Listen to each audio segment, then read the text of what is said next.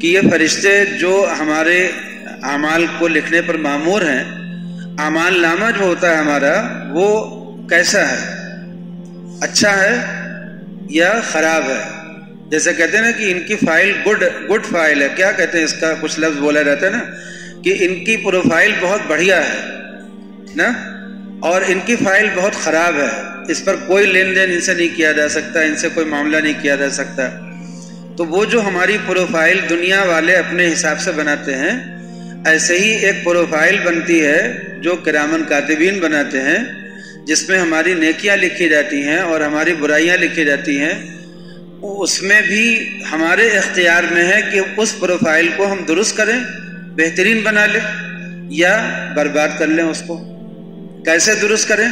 اپنی پروفائل کو معافی مانگ کر کے، کثرت سے اللہ سے معافی مانگ کر کے اپنی پروفائل کو ہم درست کر سکتے ہیں۔ نبی کریم صلی اللہ علیہ وسلم نے ارشاد فرمایا، جب کہ آپ بخشائے تھے، آپ نے فرمایا کہ میں دن بھر میں اللہ تعالیٰ سے 100 مرتبہ استغفار کرتا ہوں، تو 100 مرتبہ اللہ سے معافی مانگتا ہوں، آپ صلی اللہ علیہ وسلم نے فرمایا۔ ایک صحابی نے پوچھا، میں اللہ سے کتنی مرتبہ توبہ کروں؟ فرمایا کہ تمہارا غلام غلطی کرے کتنی مرتبہ معاف کر سکتے ہو؟ تو کہا کہ اتنی مرتبہ۔ فرمایا کہ اللہ تعالیٰ اس سے زیادہ معاف کرنے والا ہے، جتنی مرتبہ غلطی ہو جائے اتنی مرتبہ معافی مانگو۔ ایک ہی غلطی بار بار ہو جائے، ایک ہی غلطی بار بار ہو جائے، بار بار معافی مانگ لو اسی غلطی پر۔ یہ نہیں سوچنا چاہیے کہ کتنی مرتبہ معافی مانگے، ابھی تو کل معافی مانگی تھی، پھر معافی مانگے، پھر معافی مانگے۔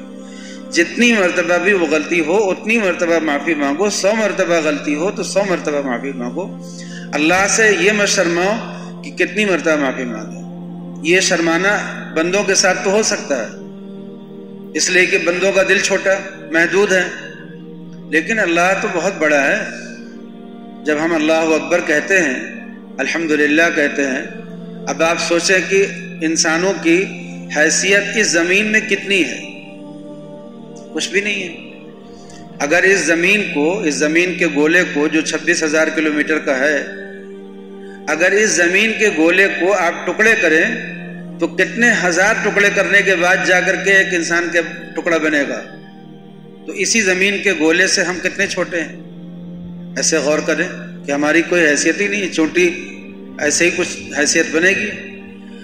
لیکن جب ہماری اس زمین کے گولے سے بھی کوئی نسبت نہیں ہے تو یہ پوری زمین ہی اللہ کے نظروں میں ایک مچھر کے پر کے برابر بھی نہیں ہے۔ تو پھر ہمارے گناہ کتنے بھی بڑے ہو جائیں، اللہ کے نظروں میں کتنے بڑے ہوں گے۔ ہم سوچتے ہیں کہ ہم نے بہت اللہ کے خزانے میں، اللہ کے کائنات میں بہت بڑا بدلاؤ کر دیا اپنے گناہ سے۔ بیل جا رہا تھا اور اس کے سینگ پہ آ کر کے ایک مچھر بیٹھا، تھوڑی دیر تک بیٹھا رہا، پھر آ کر کے کان میں کہنے لگا کہ معاف کرنا، میں نے بغیر تمہاری اجازت کے تمہاری اس پہ سواری کر لی۔ تو بیل نے کہا کہ مجھے پتہ ہی نہیں چلا تم آ کر کے بیٹھے کب اور اڑے کب، مجھے تو خبر ہی نہیں ہوئی تم آئے کب اور گئے کب۔ یعنی یہ کچھ نہ ہونے کی طرح ہو گیا نا۔ مچھر کو لگا کہ میں نے بیل کی سواری کر لی ہے، پوچھے بغیر بیٹھ گیا، میں اتنی دور چل لیا، تو کم از کم معافی مانگ لو اس سے۔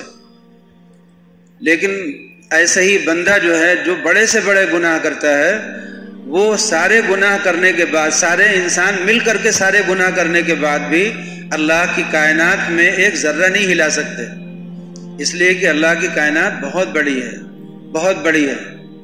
تو انسان کا یہ غرور ہوتا ہے، یہ تکبر ہوتا ہے جو اس کے اندر ہوتا ہے، جو ایگو کہتے ہیں نا، ایک غرور ہوتا ہے جو اس کو اللہ کے سامنے بھی معافی مانگنے سے روکتا ہے۔ اسی غرور کو مٹانا چاہیے، جب غلطی ہو جائے فوراً عاجزی کے ساتھ معافی مانگ لینا چاہیے۔ ابھی اسی سبق میں آنے والا ہے آگے، اواب کہتے ہیں اس بندے کو، آپ نے سنا ہوگا نا، مغرب کی نماز کے بعد اگر 2 رکعت سنت مؤکدہ کے بعد اگر 4 رکعت نفل کوئی اور ملا لے اس میں تو وہ اوابین کی نماز ہو جاتی ہے۔ اواب کون لوگ ہوتے ہیں؟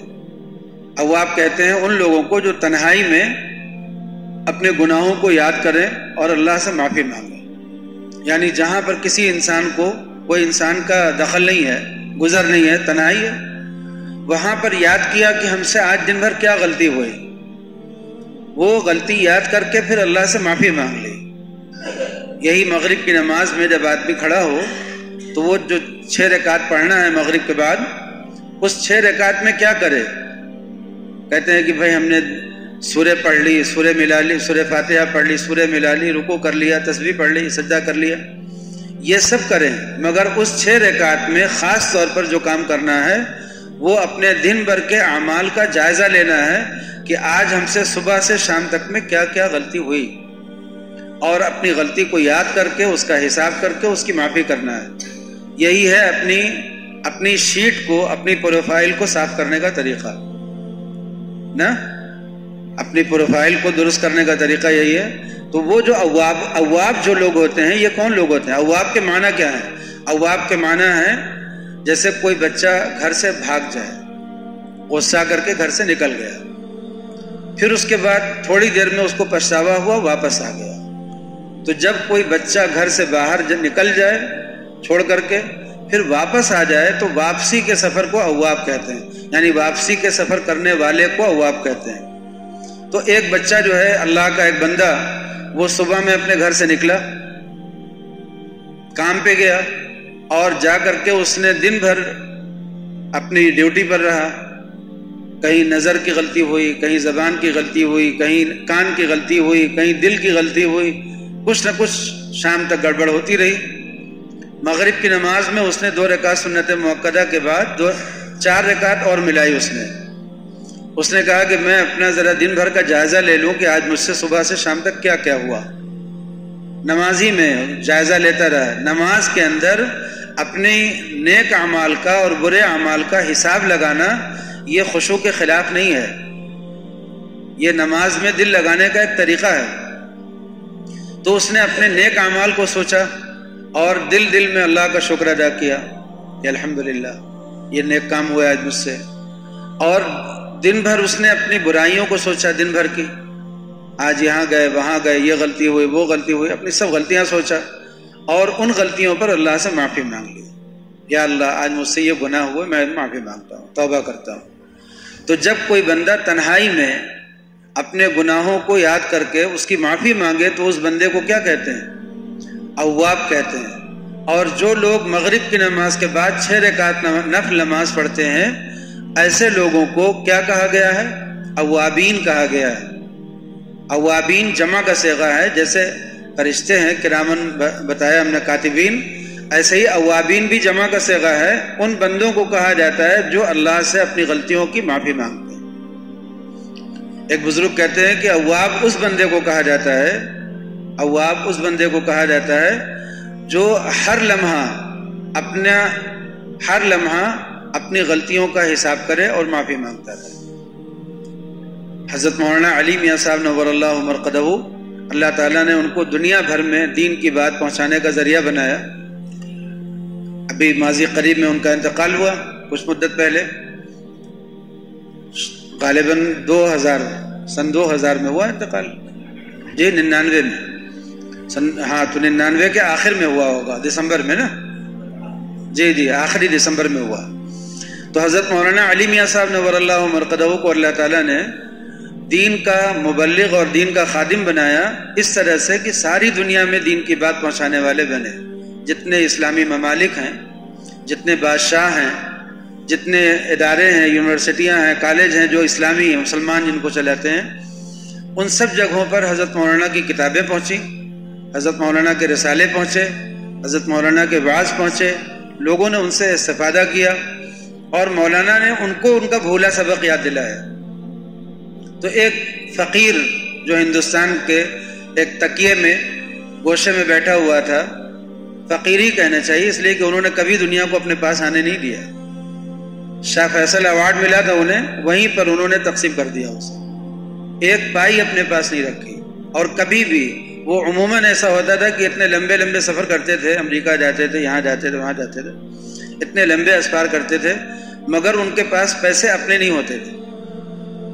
یہ نہیں کہ جیب بھری ہوئی ہو، ان سے ہدیہ لے لیا، ان سے نذرانہ لے لیا، بہت ہی مستغنی تھے لوگ۔ ان کو ہدیہ، شیوخ جو ہیں عرب کے، اگر ایسا کسی کو رتبہ مل جائے کہ لوگ ہدیہ لے کر کے، نذرانہ لے کر کے حاضر ہو جائیں ہر وقت، تو آدمی کتنا سوچے گا بھائی میرا کیا رتبہ ہے۔ مگر مولانا نے کبھی اپنا دامن جو ہے آلودہ نہیں کیا اس سے، تو ایک فقیری تھے، وہ اللہ والے تھے، فقیر تھے، سید زادے تھے. اللہ تعالیٰ نے ان سے بہت بڑا کام لیا، بہت بڑے پیمانے پر ان سے خدمت لی دین کی. لیکن خود ان کا حال کیا تھا، ذرا کبھی ان کو قریب جا کر کے دیکھنا ضروری ہے نا. ان کا حال یہ تھا کہ اپنے بستر پر جب لیٹتے تھے تو دائیں کروٹ لیٹتے تھے تو بہت ہی عاجزی کے ساتھ کہتے تھے کہ یا اللہ معاف کر دیجیے، اور جب بائیں کروٹ لیتے تھے تو ان کے منہ سے جملہ نکلتا تھا کہ یا اللہ معاف کر دیجیے. تو کیا کرتے تھے وہ؟ کس چیز کی معافی مانگتے تھے؟ لیکن بس یہی کہ اللہ ہم کو معاف کر دیجیے. نبی کریم صلی اللہ علیہ وسلم سب سے زیادہ جو دعا مانگتے تھے، اللہم اغفر لی وارحمنی. آخری جو دعا آپ نے مانگی ہے، جو آخری کلمات آپ کے زبان پر رہے ہیں، وہ کیا رہے ہیں؟ اللہم اغفر لی وارحمنی، اللہم اغفر لی وارحمنی. یا اللہ مجھے معاف کر دیجیے اور میری ضروریات پوری کر دیجیے. اللہم اغفر لی وارحمنی. اسی لیے بزرگوں نے، ہمارے شیخ نے خاص طور پر وظیفے کے طور پر اس کو تجویز کیا کہ اس کی کثرت کی جائے، اللہم اغفر لی وارحمنی. تو اپنی غلطیوں کی معافی مانگتے رہنا یہ کیا ہے؟ اواب کا کام ہے. صبح میں جب فجر کی نماز کے بعد اشراق کا وقت ہو جائے تو 2 رکعت سے 4 رکعت پڑھ کر کے دعا مانگ کر کے اپنے کام کے لیے نکلنا، اور شام کو جب اپنے گھر لوٹ آئیں تو شام کو اپنا محاسبہ کر لینا. یہی کیا ہے؟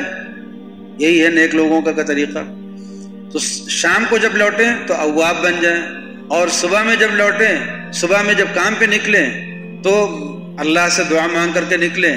اور جس کو کہتے ہیں کہ نیکیوں کو حاصل کرنے والے، ابھی ہم آگے بتانے والے ہیں کہ من خشی الرحمن بالغیب وجاء بقلب منیب، قلب منیب لے کر کے آئے.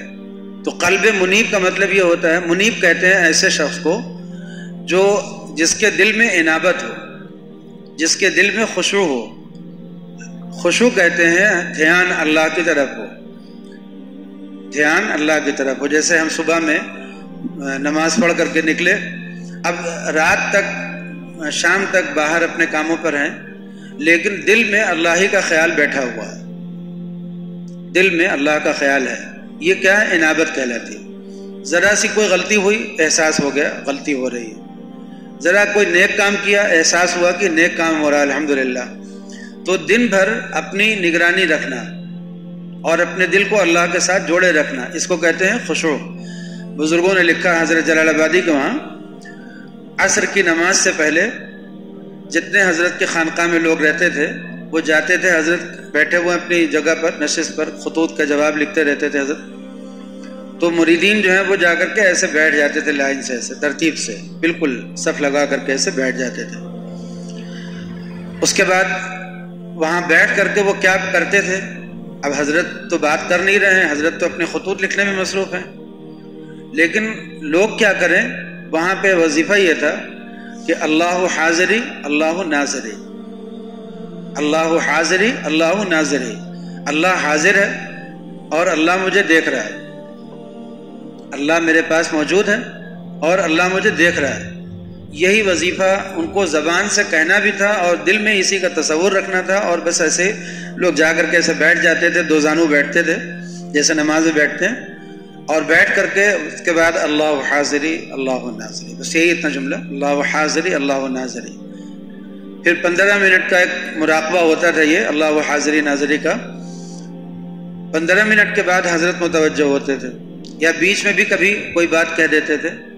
15 منٹ کے بعد فرماتے تھے کہ بھائی دیکھو، تم نے 15 منٹ مراقبہ کیا کہ اللہ موجود ہے اور اللہ مجھے دیکھ رہا ہے، اس مراقبے کو بڑھاؤ. ابھی عصر کی نماز پڑھو گے، اس میں یہ مراقبہ اور بڑھ جائے. عصر سے مغرب تک یہ مراقبہ جاری رہے، مغرب کے بعد بستر پہ لیٹنے تک یہ مراقبہ رہے کہ اللہ حاضر ہے ناظر ہے. پھر جب صبح میں اٹھو تو وہاں سے یہ مراقبہ پھر شروع ہو جائے، اور فجر تک، پھر فجر کے بعد اشراق تک. پھر اشراق کی نماز، اب یہ نمازیں جو ہو رہی ہیں یہ اسی مراقبے کو بڑھانے کے لیے. ابھی آپ دیکھ رہے ہیں کہ ہم لوگ نماز پڑھتے ہیں پھر بھول جاتے ہیں نا، لیکن اگر ہم غور کریں کہ ہمیں 24 گھنٹے ایک مراقبہ کرنا ہے اللہ حاضری ناظری کا، تو یہ نمازیں ہماری بڑی مددگار ہو جائیں گی. اس لیے کہ کام دنیا کے کام کرتے کرتے طبیعت بھٹکنے لگی ادھر ادھر، پھر اچانک نماز کا وقت آ گیا، پھر وضو کیا، پھر گئے دربار میں حاضر ہو گئے۔ تو ہم جب بازار میں ہیں تو اللہ حاضری و ناظری کا مراقبہ، اور جب اس میں غفلت ہونے لگی تو ہم خود ہی دربار میں حاضر ہو گئے، مسجد میں آ گئے، آ کر کے نماز پڑھی، پھر چلے گئے، ظہر کی نماز پڑھی، پھر عصر کی نماز پڑھی، پھر مغرب کی نماز پڑھی۔ یہ 5 نمازیں کیا کرتی ہیں؟ ہمارے اس مراقبے کو مضبوطی دے دیتی ہیں، اللہ و حاضری ناظری۔ پھر حضرت نے فرمایا کہ دیکھو جب تک خانقاہ میں رہو گے تو اس مراقبے میں کوئی چیز رکاوٹ پیدا کرنے والی نہیں ہے۔ خانقاہ کا ماحول ہی ایسا ہے کہ یہاں لوگ دین سیکھنے آئے ہیں، سب کا ایک ہی جیسا ارادہ ہے، ایک ہی جیسا ماحول ہے، کوئی رکاوٹ پیدا کرنے والی چیز نہیں ہے۔ اب تم اپنے گھر جاؤ گے، گھر میں بہت سی رکاوٹیں ہیں، گھر کے اندر بھی اور گھر کے باہر بھی، بازار میں، ڈیوٹی پہ، مختلف جگہوں پر بہت سی رکاوٹیں ہیں۔ تو فرماتے تھے کہ جب اپنے گھر جاؤ اور وہاں جا کر کے بھی یہی مراقبہ تمہارا ہو جائے 24 گھنٹے کا، تب سمجھ لو کہ اس خانقاہ میں آنے کا تمہیں فائدہ ہوا۔ ٹھیک؟ تو اب اس سے آپ نے سمجھا کہ اللہ حاضری اور ناظری کا مراقبہ صبح میں اگر آدمی کرے اور پھر اس کے بعد اشراق پڑھ کر کے اپنے کام پر جائے، پھر ظہر تک اگر وہ کمزور ہونے لگے اس کا مراقبہ تو پھر ظہر پڑھے، پھر مضبوط ہو جائے، پھر عصر تک کمزور ہونے لگے تو عصر پڑھے، پھر مضبوط ہو جائے، پھر عصر سے مغرب، پھر مغرب سے عشاء، ایسے سوتے وقت۔ تو 24 گھنٹے اللہ و حاضری و ناظری کا استحضار، اسی کو کہتے ہیں خشوع۔ خشوع بتا رہے تھے نا، خشوع کے معنی ہے دل میں اللہ کی یاد بس جانا، دل میں اللہ کی یاد بس جانا، اسی کا نام کیا ہے؟ خشوع۔ اب یہ خشوع نماز میں ہو تو اس کا مطلب یہ ہے کہ جتنی دیر نماز پڑھ رہے ہیں اتنی دیر دل اللہ کے سامنے حاضر ہے، اور یہ خشوع 24 گھنٹے کا ہو جائے تو اس کا مطلب یہ ہے کہ ہر وقت اللہ کے سامنے حاضر ہیں، کبھی بھی اللہ کے دربار سے غائب نہیں ہو رہے ہیں۔ تو صبح میں مراقبہ ہو اور آدمی اللہ کے دربار میں داخل ہو کر کے اپنے کام پہ نکلے، اور شام کو اپنا محاسبہ ہو۔ اسی سے بزرگوں نے ایک چیز نکالی ہے، خانقاہوں میں یہ بھی ہوتا ہے، بزرگوں نے اسی سے ایک چیز نکالی کہ اپنے مریدین کو سبق دیتے ہیں 4 باتوں کا۔ کہتے ہیں صبح میں مشارطہ، دن بھر مراقبہ، مغرب کے بعد یا عشاء کے بعد محاسبہ، اور اس کے بعد سوتے وقت معاقبہ، سزا اپنی۔ اس کا کیا مطلب ہوا؟ مشارطہ کا مطلب ہے کہ جب صبح میں اپنے کام پر نکلنے کا وقت آیا، جہاں پر اب نفس کے خلاف بہت سی چیزیں آنے والی ہیں، تو وہاں پر اپنے نفس سے ایک شرط باندھی جائے۔ مشارطہ، شرط سمجھ میں آ رہا ہے نا لفظ؟ تو مشارطہ کا مطلب ہوا کہ شرط باندھی جائے اپنے نفس سے کہ دن بھر تمہیں ان گناہوں سے خاص طور پر بچنا ہے اور یہ نیک کام کرنے ہیں۔ مثلا نماز کے لیے ظہر کی نماز، عصر کی نماز، مغرب کی نماز، یہ 3 نمازیں ڈیوٹی کے وقت میں آ سکتی ہیں، یا 2 نمازیں آ سکتی ہیں۔